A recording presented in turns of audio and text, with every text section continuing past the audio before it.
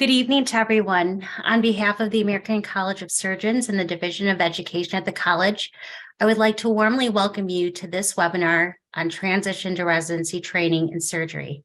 This is one of the most important transitions in your career as surgeons, and certainly as medical students. As medical students, this is an exciting time, which presents itself with many challenges, huge opportunities, and a lot of excitement. What we have for you this evening is a wonderful webinar that includes program directors, which will share their perspective to better prepare you for this transition, and a panel of residents that will share their experience, which is closer to where you are, and perhaps provide tips on how to make this transition successful. I'd like to take a moment to thank the presenters, the residents, and ACS staff involved in planning and organizing this webinar.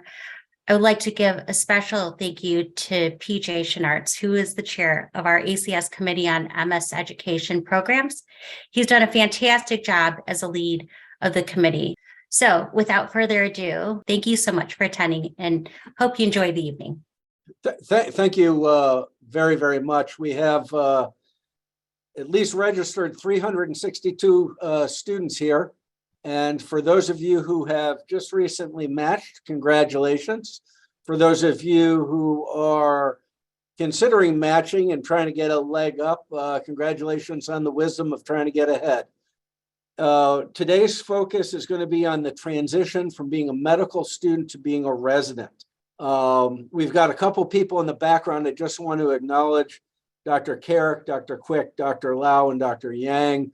They're going to be handling the questions in the chat.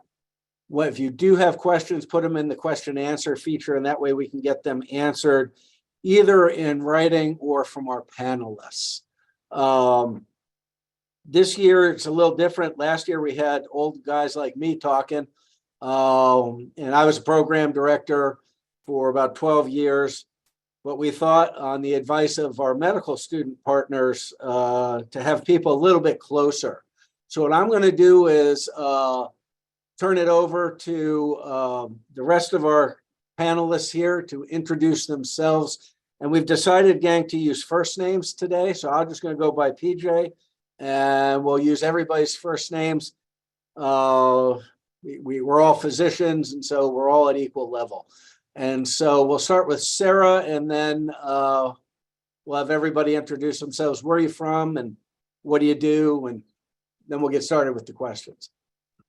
Yeah, hi everyone. My name is Sarah Rudisil. I'm a PGY2 general surgery resident at MGH, and I'm the liaison to the Committee on Medical Student Education. I'll be kind of lurking in the background answering some of your questions on the Q&A, but I hope you enjoy what our panelists have to offer here. It's an incredibly experienced group of physicians here, and they have a lot of good advice for the transition to intern year. Midori, you want to go next? Sure. My name is Midori White. I'm a PGY2 general surgery resident like Sarah at Johns Hopkins, and so happy to be here, happy to answer your guys' questions. Wonderful. And then Nikhil? Hey guys, my name is Nikhil. I'm a second year ENT head and neck surgery resident at the University of Utah. Excited to be here. Okay, wonderful. And then Jacob? I am Jacob Mago, fourth year surgical resident at Albany Medical Center, and also it's a privilege to be here. And Ryoko? I am Ryoko. I'm very happy to be here as well. Congratulations to everyone who's matched.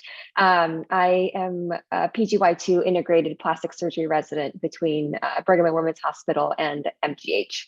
Sarah was one of my co-interns last year in general surgery. Oh, wonderful. And finally, Paulina. Hi, everyone. I'm Paulina. I am a PGY2 resident at The Ohio State University in vascular surgery. Okay, great. So we're everybody's still sort of filtering in a little bit, and we already have one question. Again, try to use the question answer feature rather than the chat. But the first question that came in is, what resources do you use before you prep for a surgical case? What would you guys recommend? I guess it depends on the specialty. It's what I actually found helpful was a book, Operative Techniques in Surgery. That's something I've been using. Also, YouTube. YouTube is a great resource. It's not uncommon that I'll go to YouTube before a case if I have some questions about it.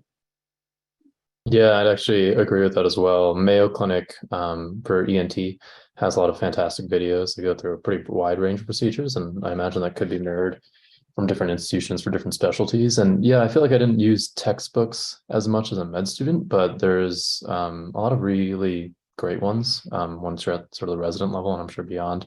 I used one called Operative Otolaryngology with the first author, Myers, which is very helpful as well. And Oh, go ahead. Someone's going to say something. Midori, go ahead, please. I stepped on you.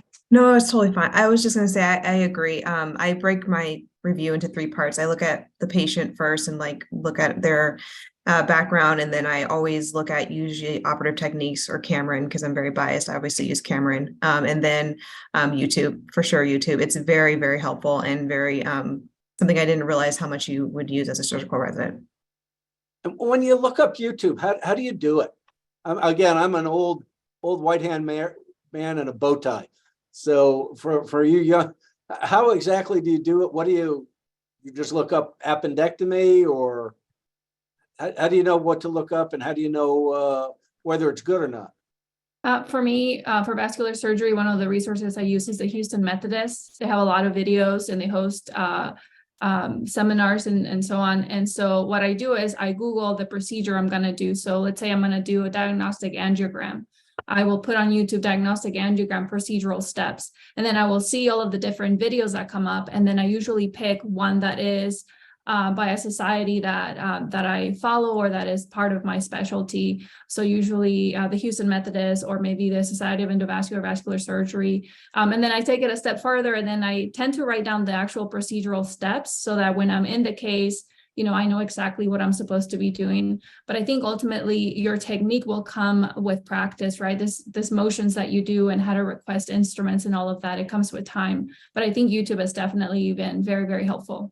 Is there a particular channel that's used, or you just look up by procedure?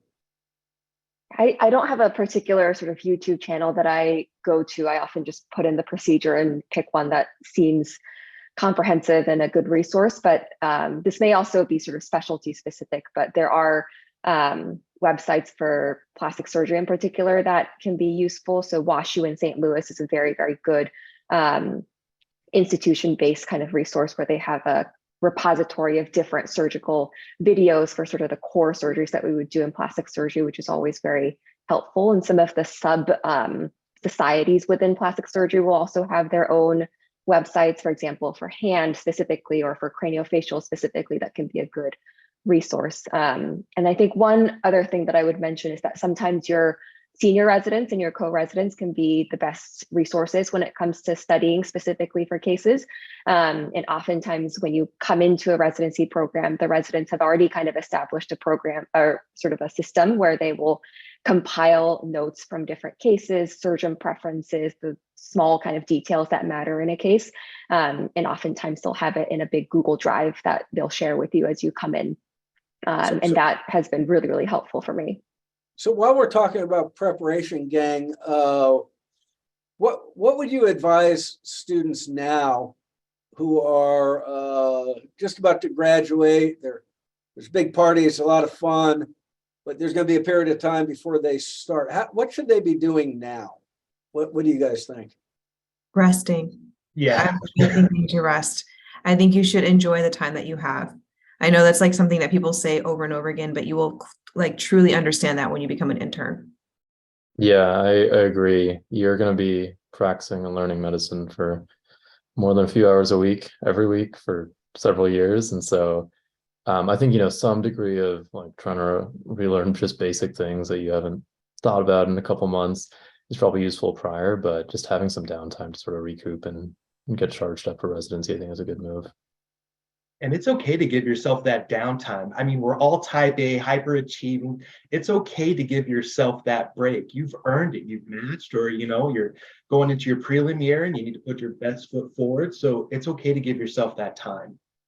Yeah, I gotta tell you, that was the same advice I would give my new interns before they started with me, was take a vacation.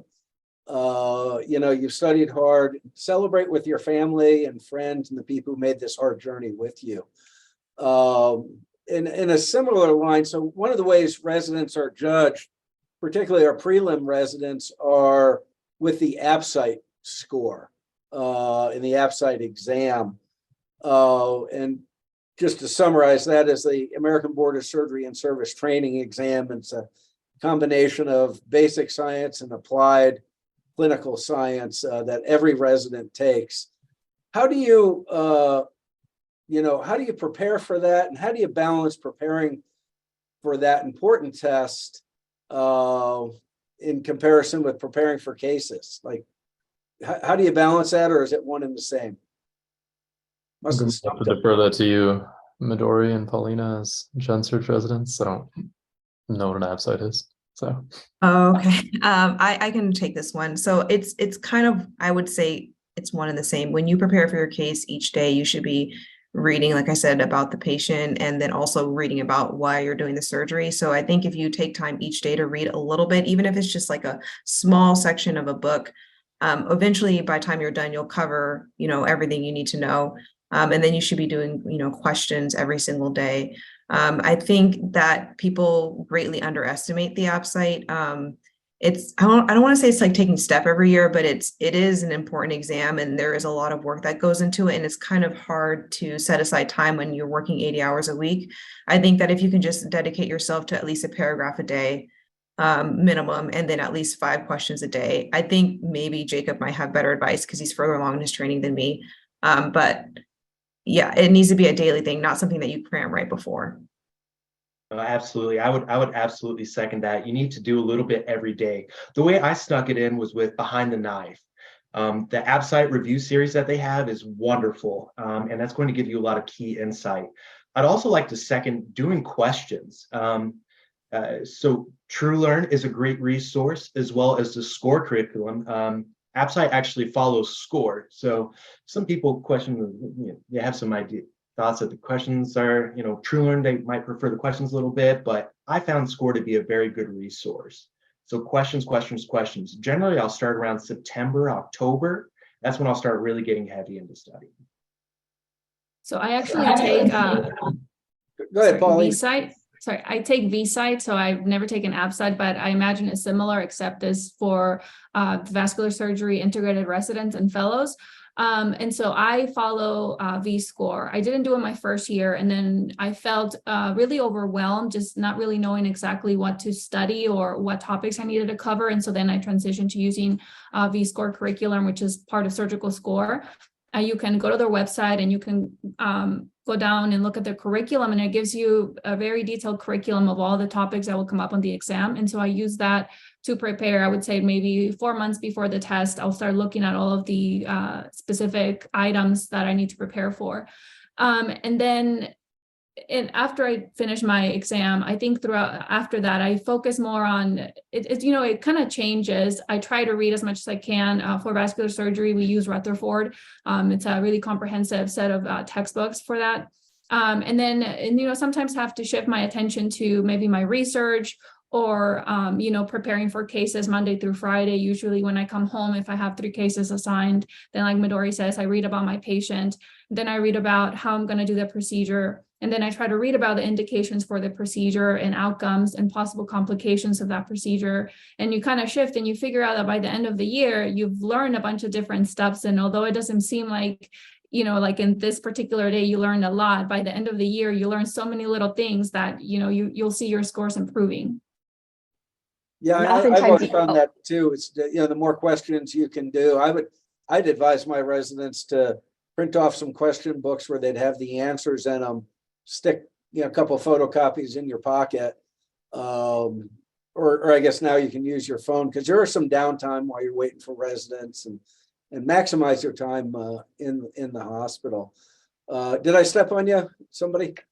No. Similar to Paulina, so we take the PSITE, the plastic surgery exam as well. But I would also say that in addition to studying for your cases, the teaching conferences and sort of grand rounds lectures and things like that, that your residency program will likely have on a weekly basis, that can also be a good source of learning as well. For our sort of weekly teaching conference, we have sort of a dedicated block of time where the residents all kind of teach each other kind of the high yield pearls for the PSITE exam. And I try to have just one set of notes that are all kind of divided up into the sections of the P site, and I try to add to it each time that I go to conference or each time that I do a case that's relevant to that, so that, like Paulina said, by the end of the year, as an accumulation of all of that, you've had sort of a foundation of studying done from that standpoint. So maybe I could just, go ahead, Nikhil. Sorry, I just want to jump in on the ENT side of things. And somewhere we have a test, it's a different name called the otolaryngology in-service exam. And that one, I think it might have, it seems like different weightage for fellowship in the actual scores, but it's also thought of as board preparation for when you graduate.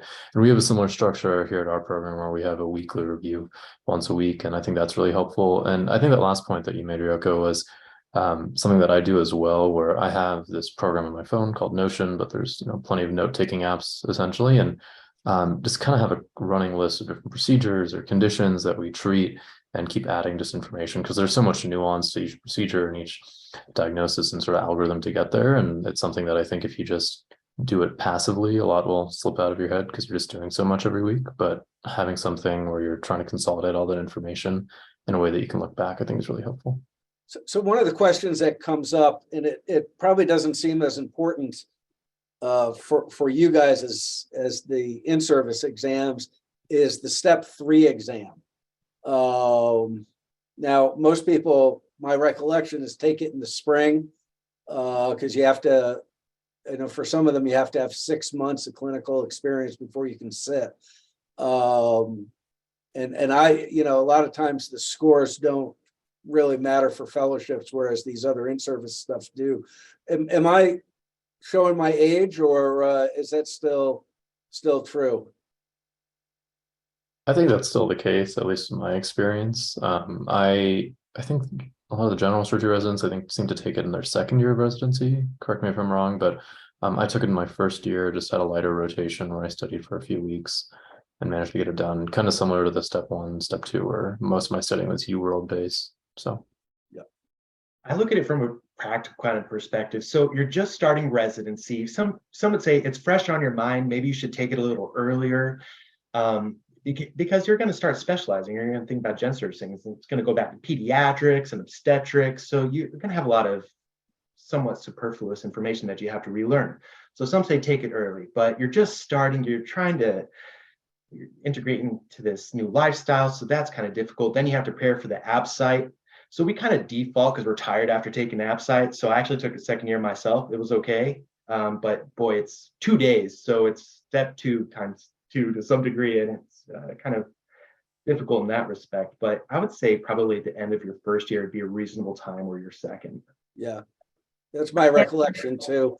So let me maybe shift gears a little bit and get the gang's opinion on what to expect on the first day. Like I've always been under the impression that you're either granted a crown or devil horns in your first month.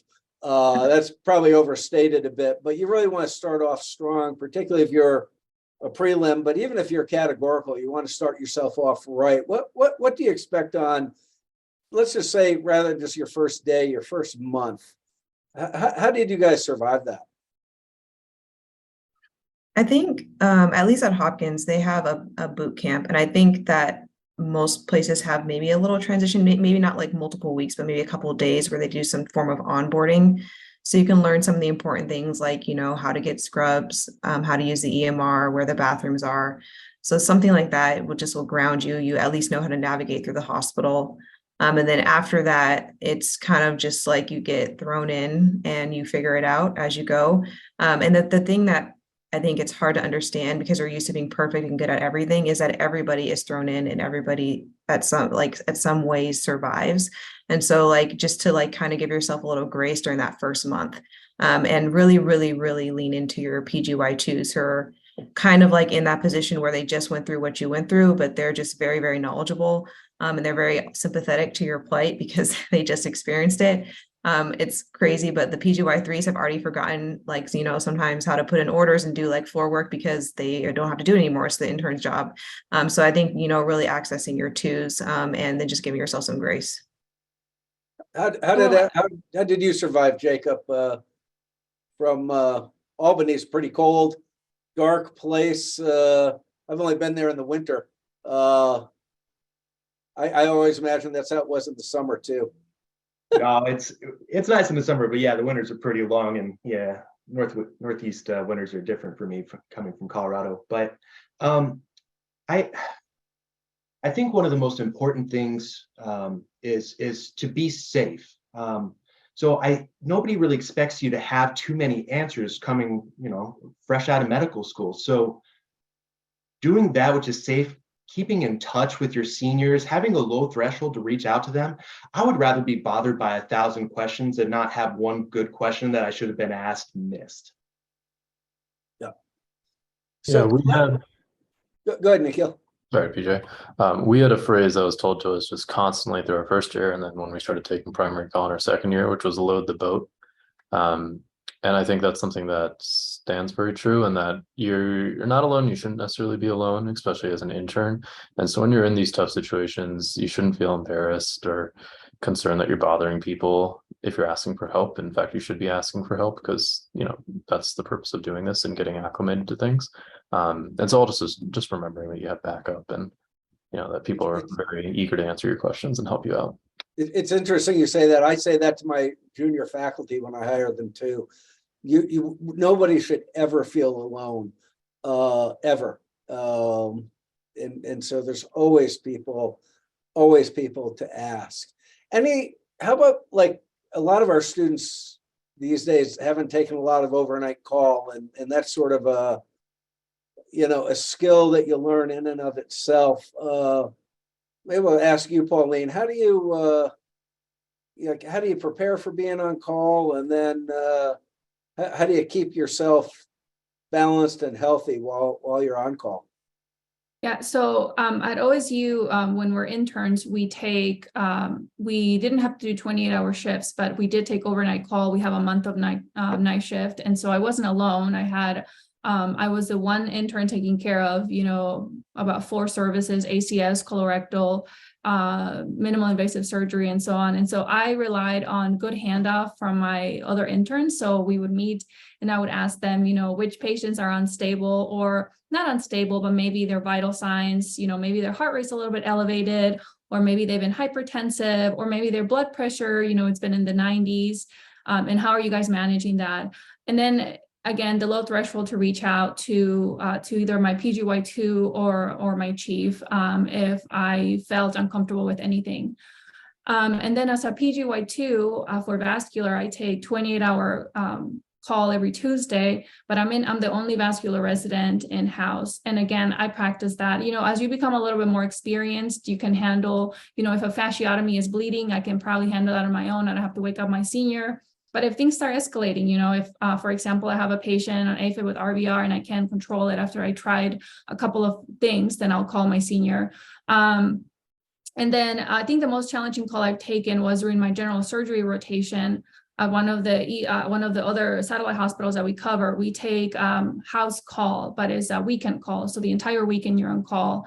And you staff directly with the attending. And for that, again, I practice being really safe. If I need to see the patient, if I'm even in doubt whether the patient is okay, I default to going and seeing the patient and talking to my attending. I think, part of being an attending and part of being a resident is that you're on call. And so people should be available. And I think that's the best outcome for all of us, the patient, the attending, and the residents. So how about, I'm sure this has happened to all of you in some ways. I know it happened to me. When you show, there's an emergency, and you're the first physician on the scene. But besides calling for help, what else? What advice do you give to the person who shows up?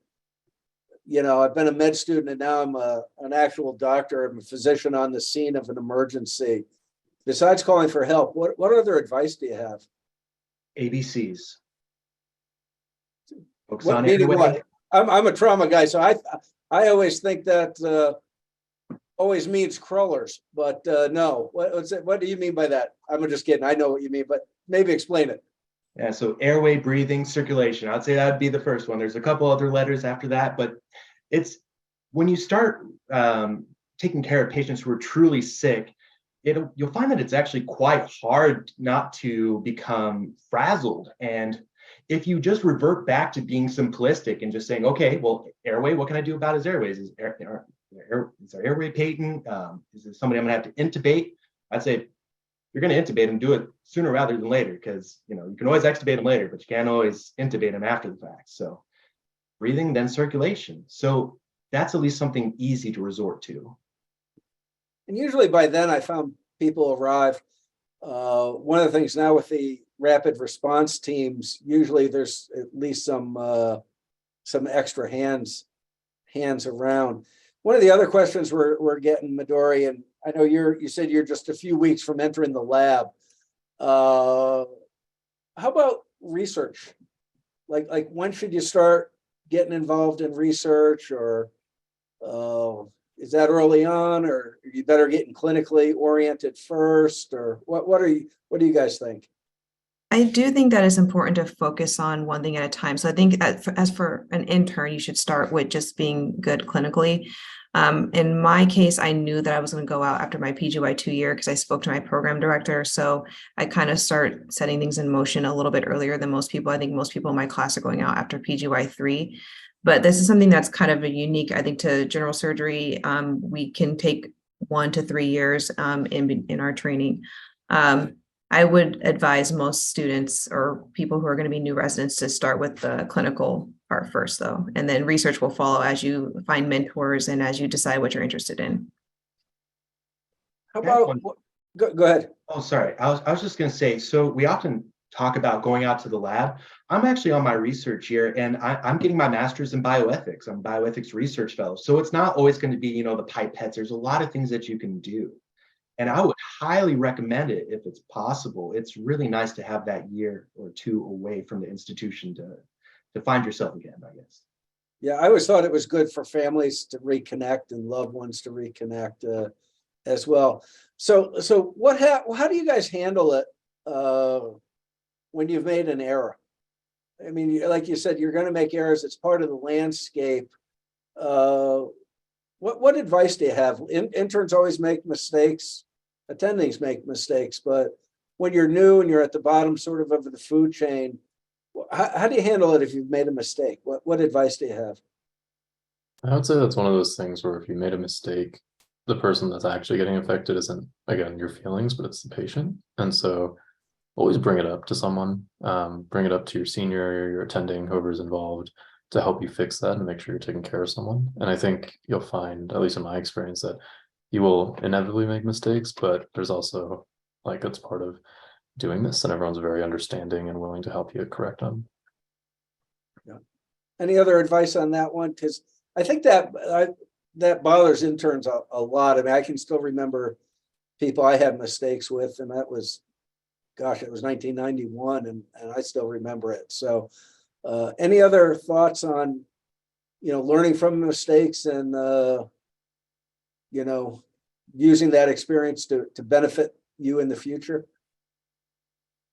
I would say taking ownership of your mistakes, being honest. It was me. I did it. I'm sorry that I made the mistake. And then, there's different severities of mistakes, and hopefully your attendings are there to catch you and help you, prevent anything that's truly harmful to a patient. But I would say, again, with anything dealing with residency, you need to be also kind to yourself and remember that you're learning. And then take the time to reflect on what actions are you going to take differently. If it was a mistake in the OR, you made a mistake, you pass point and you burn something, how you're going to correct that the next time. You're going to be more careful, whatever you need to do. If it was, you accidentally gave someone the wrong medication, maybe you're not going to have as many patients charts open at the same time, but, always think about how you're going to correct that mistake so that you're not making it again. So when, one of the challenges I think residents face and attendings don't is understand that each of the attendings has their own preferences on things, which sometimes drives folks crazy. How do you guys recommend keeping the nuanced, preferences of each attending, or Or do you just want to get like a really solid background and know that first? Like what advice do you have? Yeah, I personally write down, if I operate with attending, they do things a certain way, I'll definitely write it down, because actually if you don't do it that way, the next time they'll think that you're not respecting them or you're not paying attention to them. So it actually holds a lot more weight than you might think. Some institutions also have like running lists where they'll say, oh, this is how Dr. So-and-so does this case. So that's also a helpful resource too. Yeah, I agree with what Jacob said. I think there's a lot to be learned from sort of absorbing those small preferences from each surgeon. I think seeing how how a single procedure is done differently by different surgeons will also, in the long run, help you decide how you want to do it in the future. I think that's helpful for you. And taking note of those preferences during the operation also gives you opportunity to ask the surgeon, hey, I noticed that you do this, and that's something that I haven't seen before. Why do you do it? And it can offer sort of an opportunity for deeper learning during the operation. But when I do prepare for cases, I typically bring like a sheet of what I had prepared for that case, and then I try to take notes on it as I walk out of the room or right after the case is over, so I don't forget it. I think that's one of the challenges of being a resident, is that the day passes by so quickly with how chaotic everything is, that you see things and learn things sort of in the moment, and then it suddenly becomes the end of the day and you don't remember what you learned anymore, just because you're kind of drinking out of a fire hydrant, especially for the first and second year. It's interesting. When I was deployed in the military, I did a lot of orthopedic surgery, which, as a general trauma surgeon, I don't typically do. And I've reverted back to a technique that was used in the 30s, where at the end of every case, write down what went well, what didn't go well, what were the nuances. And I do that now with my mentees. I have them fill out, give them each a sketchbook and write down, just sort of like Jacob and you are saying, the preferences of each attending. So it's sort of my study guide going in to a case, to a case before. One of the things I think medical students are always taught is read about your patients. And yes, that's important, but you also are preparing for the cases that you haven't yet seen.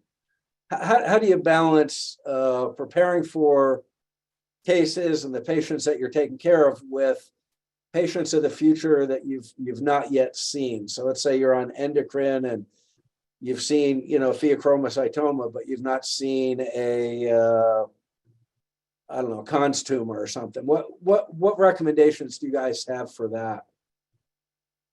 That's good. I didn't have an answer either. I would just always think, my advice to people is get one textbook. You use one book and one source. Don't get 35 textbooks and read them, read both for what you're seeing, but also the things that you might see. So there's sort of need to know, nice to know, and we'll never see. And so I sort of view it as a target. Those things I think are pretty helpful. Let me maybe shift gears a little bit. How do you maintain relationships and friends, significant others in the challenges of residency? I'll go to you first, Jacob, because I know you're married to another physician, surgeon no less. I don't know the status of the others, so I'll let them bounce in too. But start with you. How do you maintain balance in the relationship with those you care about? It's really nice to have somebody who understands. So my wife's a neurosurgery resident. So we can kind of commiserate with one another because we know what we're going through. It can be harder for those not involved in medicine to really appreciate what you're going through, sometimes even family as well. So finding those who can actually lend an ear is going to be incredibly important, because you're going to need that cathartic outlet, I think. So for me, I think it's you need to make time for the people that matter. And sometimes there's periods in your life, for example, right before app site or V site or P site, whatever site you're taking, you're going to be really busy. But for me, for example, I try to take every Friday night off. So when I come home, even if I'm rounding the next Saturday or Sunday, I try to take it off and try to just engage with my fiance and watch a movie, whatever we need to do. The weekends where I'm not working, OSU, we do a golden weekend. So we generally have, what we work one weekend, we have the next weekend off. I try to do something, go out on a date, I don't know, clean the house, whatever, something personal. But then again, it does come down to having someone who's understanding, whether it be your family, your partner, your friends, understanding what you're going through, that, the job that we do, it's kind of odd. We're always kind of tied to our patients. And, even when you're not at work, you're chart checking, making sure they're doing okay, making sure plans were followed, making sure labs are stable and all of those things. So it is in a way, a little bit different from other careers, but I think you need to allow yourself the time to engage with those that you care for. So what are one or two things each of you wish you knew going into your internship year that you didn't know? Let's start with you, Midori. We'll just work our way around. One or two things I wish I knew that I didn't know. I wish I actually knew more about the app site. I feel like that was kind of a mystery to me. I didn't really understand. It's not the greatest or funnest thing to know about, but it would have been helpful to know that it even existed, and I don't feel like I did. So that would have been good to know before. Can I go off that and just add a little bit more about the app? Yeah. So I specifically want to talk about what constitutes a good score. So it's based off a percentile, and you'll be compared against your year. So obviously, like 99th percentile would be great. That's what you should aspire to, but it's impractical in some ways. So the question is, what is a good score? Generally, above 50th percentile is a reasonable thing to shoot for. You'll look at some of the literature, for instance, colorectal surgery. What they find is that some programs have a strict cutoff of the 50th percentile. So if you're getting below that, they won't interview you. If you look at pediatric surgery, which is generally one of the most competitive, there's a statistical difference between being 59th percentile and getting 64th percentile. So if you want to do something competitive, such as surg-onc or pediatric surgery, and now even cardiothoracic, you should probably be in like the 70th percentile. But there are so many other things that people take into account. So if you even look further into the data, so what they say is the fourth year, PGY4, is one of the most important years. So nobody really cares if you got 90 your first year, then you got like the first percentile, the rest of them, right? So they also want to see a general trend that goes upwards. However, it's really just a threshold, because in these same interviews or studies, when they were looking at talking with program directors about what they valued, most of it was they just want to know that this is somebody they want to come into the program for a year. I wish I knew, so for vascular, we don't have time to do research, dedicated research, like our general surgery residents. So I wish I knew more specifically all of the details or specifics or bureaucracy around doing research at my own institution. And I'm sure will be the same at all of you guys. So, how to move the IRB along the process so that there's no delays. I find that, as I was doing research, I had quite a bit of delays just from not being aware, not being informed, or not emailing the right person, thinking that things were just gonna, if I submitted it, that it would just kind of happen. And I think it's a little more complicated than that. So figuring that out, specifically how to actually do research in my program would have been something that I wish I knew sooner. So let me ask you guys, and I still take in-house call, but what do you bring with you when you're on call? If you're going to be on call for 28-hour shift, pragmatically, what do you put in your backpack? I bring my own blanket from home Okay. because I don't like the sheets from the hospital. I bring a toothbrush, toothpaste, and then I generally scavenge the hospital for food. I don't bring my own food. Yeah, Sorry. Go for it, Midori. I was saying I bring all the above, but I also bring I change my socks and I change my scrubs like halfway through. It's like a must. It makes you feel like you started the shift over again and you feel fresh. Absolutely. The socks are huge. Like you don't want to be starting the second day's rounds in the same socks. Doesn't feel good. Yeah, I agree with all of that. I, similar to Paulina, I bring my own electric, like heated blanket that you can plug into the wall. That was a new upgrade that I got at the beginning of PGY2 year, and it's been a life changer, a game changer. Because sometimes if we're on like a face trauma call and hand trauma call at the same time, you just don't have time to go actually physically into the call room to sleep. So I'm usually just in the workroom, waiting for the next page. So I'll put two chairs together and balance myself between the two and cover myself with my heated blanket, but it's excellent. Good idea. Jacob, you bring anything special? I also bring deodorant. Yeah, I would emphasize, please brush your teeth. I have colleagues that don't brush their teeth all night, and that's just like hygiene 101. It's hard. You have to, but you should be able to take care of yourself and take that time to at least brush your teeth, change your socks. So one of the things I bring, and you guys probably laugh at me because I bring slippers. If I'm not out making rounds, I'm just, hanging around the call room, I just put on some slippers and I'm pretty happy. I even do that at my job here at work. So, I think one of the problems is many times people look at your time. People value their quality of life based on how much time they have off. I think you spend so much time at work. Part of your quality of life must be how you live at work. And so it's funny you talk about your blankets. I never eat with plastic silverware. I always insist on having real silverware. It just makes me feel a little bit more normal.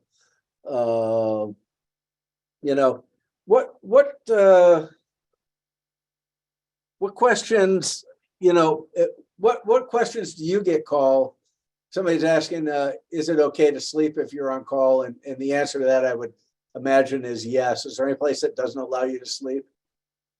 No. Yeah. Okay. We got that one. What are some of the questions students ask you guys? How about how to teach students? Well, you're an intern. How do you best teach your med students when you're brand new learning yourself? So I Go ahead, Woodroy.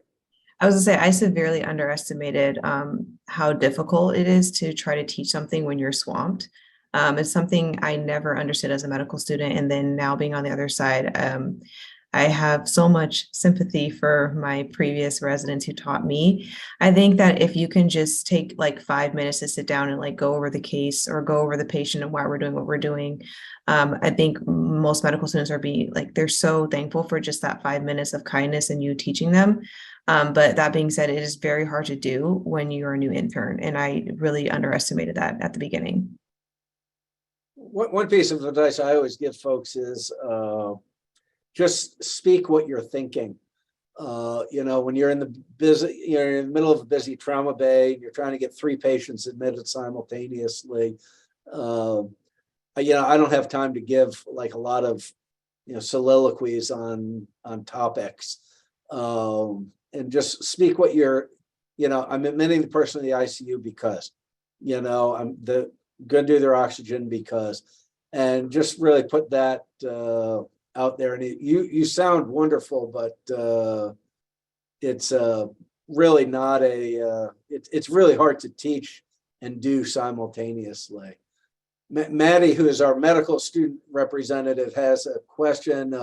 What are little things you can pick up as an intern to make yourself more efficient? How do you become more efficient at doing what you're doing?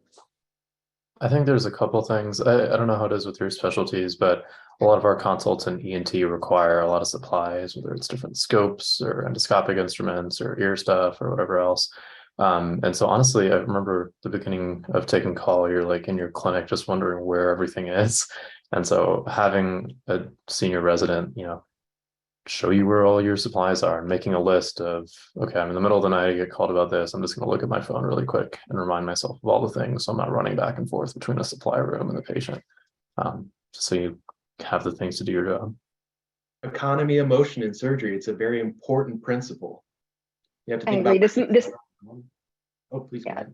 sorry, I think, yeah, this also might be a little consult specific and it may also be specialty specific, but I think coming out of med school, I was still kind of in the mindset of like focusing on writing the consult note or the progress note, kind of the documentation aspect of things. And I would find myself 5 consults in still writing notes and I hadn't seen 4 of them. And I think a lot of my senior residents emphasized it to me early in intern year, and it helped a lot to just go see the patient first. I try to be as organized as I can, and I've used the back of my patient list to write down the consults that I have. Have they been called? Have they been seen? Have the note been written, email sent out? And I have boxes for each one, and I just try to see them all. And then oftentimes, at least for plastic surgery, there's a lot of repairs that we do in the emergency department, and a lot of them require local anesthesia that we block off their face or hands for whatever. So oftentimes I just use that time when I'm waiting for the local anesthesia to work to bang out the note while I'm in the patient room. But I think seeing patients early helps. And that helped me a lot as an intern going through the first year, and then certainly as a second year now that I'm taking more call. I think also kind of like, remember, like there's other staff, nursing staff, techs and such who are there to help take care of that patient. So often if we're using like a laceration repair, for example, like I'll just put in an order the moment I get that consult saying like, please bring a suction, Lido, these needles, this suture kit, whatever else. So you're not, wasting an extra 10 to 15 minutes running around, but sometimes you can show up and a lot of it's there. So that can be helpful too. One of the things I always thought was helpful when I was, and I still do this now as an in-house attending, is before I go to bed, I make a quick walk around the ICU real fast, see if anyone's got any questions. Because inevitably, you end up getting back to your call room and all of a sudden the phone rings, you're like, oh gosh, I was just there. That's very helpful. So we've got about 10 minutes left here, gang. What kind of textbooks do you recommend? Is there a particular text or article you'd recommend for a new intern? Mine is always use just one book. Did you guys find something that was particularly useful or helpful? For vascular surgery, I said we use Rutherford, and it's a big textbook broken up into 2 volumes. It's just incredible. It has all the information you can imagine about essentially every vascular topic. And so the way I would do that, you shift the way you study. But if I saw a consult or a theme of consult, so for example, when I was an intern, I never seen a carotid dissection, and then I was in consults and 2 came in the same day. So that was my sign that was the theme of the day. And so then I went home and I read about carotid dissections. And so I think, but I do agree, one textbook, because if you have more than one, you get so overwhelmed. You think that you have to read every section of that specific topic and every textbook, and it's just too much. I think pick one and it'll give you a good foundation, and then you can build from that. We have, outside of textbooks, one thing that's really useful is a website called Head Mirror, which has a little survival guide, which is really helpful for any sort of consult that you can see.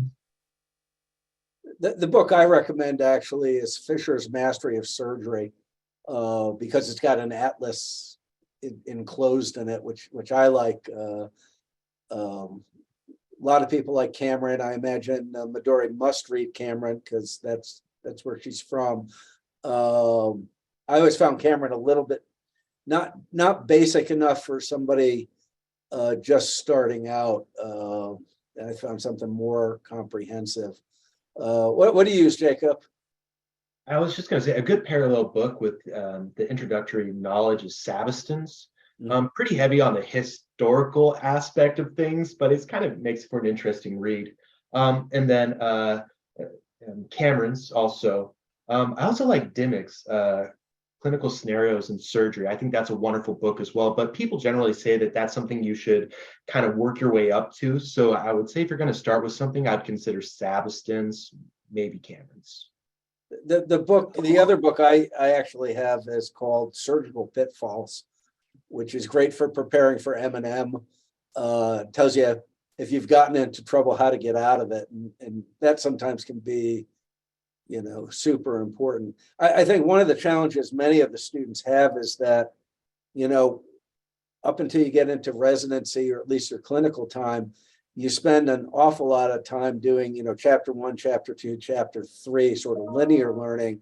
But when you get into residency, you're really doing more matrix learning. You know, you don't know I'm going to guess you don't know whether you're going to have a necrotizing fasciitis come in, or you're going to have to do a rotation flap. You know, you don't have any idea what's coming through the door. And so to be best prepared, I think knowing that the learning style has changed is super helpful. You know, in our last 5 minutes here, what I'm going to ask each of you is, and I'll start, I guess, so that give each of you a moment to think, but a quick one-liner, besides just good luck to our participants, quick one-line piece of advice, a pearl of advice. My pearl is going to be, you know, speak your words out loud. Speak what you're thinking out loud. You become the best teacher, and everybody will be very, very helpful. But maybe we can go around. We'll start with you, Midori, first, because you started. You first joined, so I know you're an eager person. Okay, I was going to say, you should. I remember someone told me this when I was a medical student at UCLA, and it stuck with me. You should stay curious. So you should always be asking questions about why and how. I think that if you continue to do that throughout your training, I mean, and if you're not afraid to ask questions, because you're not dumb for asking questions, especially as a junior, everyone expects you not to know anything. You will build the knowledge that you need starting early. So ask a ton of questions. And one other thing I would like to say is whatever book you choose, make sure it's an ebook so that you can read it while you're waiting for the OR to turn over. It's really important. Wonderful, thank you, Paulina. What's the best piece of advice you got from Ohio State? I think the best piece of advice, it actually came from one of the scrub texts for me, and it is to be kind to yourself. It's a long training process. There will be days when you will show up to the OR and you thought that you were prepared and you thought that you read everything you needed to know, and then the case turned into something completely different, and you're an intern or a PGY2 and you didn't have time to read up on all of the possible outcomes of every possible procedure. And perhaps you're attending or the scrub techs or whoever's a little bit disappointed with you, but you have to remember that you're a junior trainee. Take a deep breath, and you know, next case you can be a little bit more prepared. But there's a reason why it's either 5 to 7+ years of training, is because it takes a really long time to be good at it. So be kind to yourself.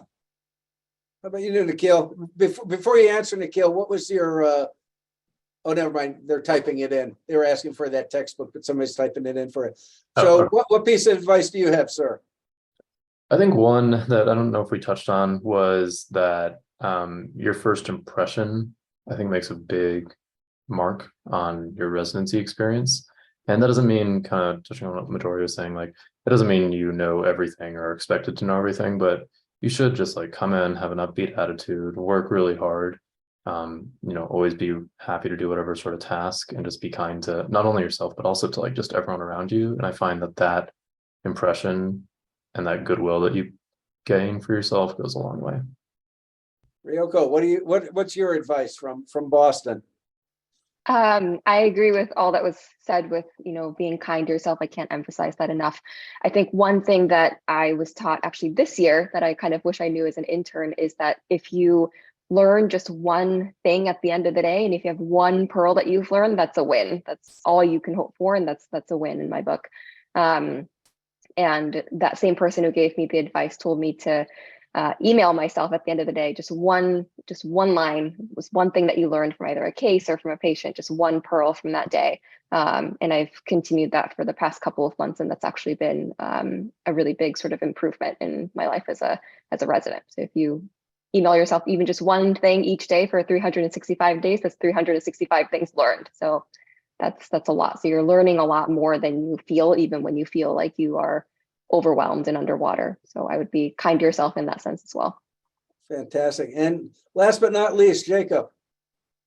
I think there's this idea of equanimity. So keeping a moderate temper. And by that, I mean, don't identify too much with the lows, because those will certainly come. And I've seen people go into spirals from that.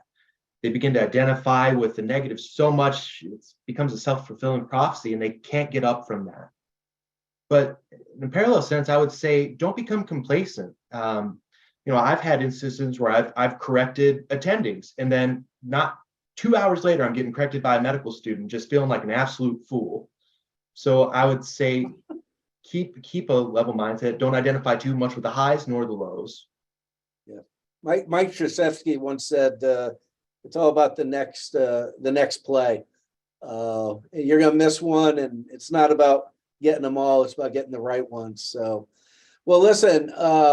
Again, I'd really like to thank each of you for just a fantastic job answering these questions. I'd also like to thank our folks behind the scenes who are answering the questions, typing in the answers so we can keep as many questions answered as we can.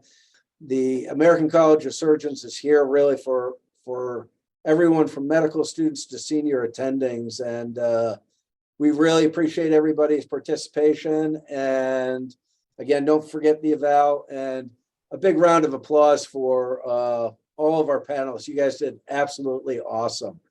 So I'd like to thank all of you.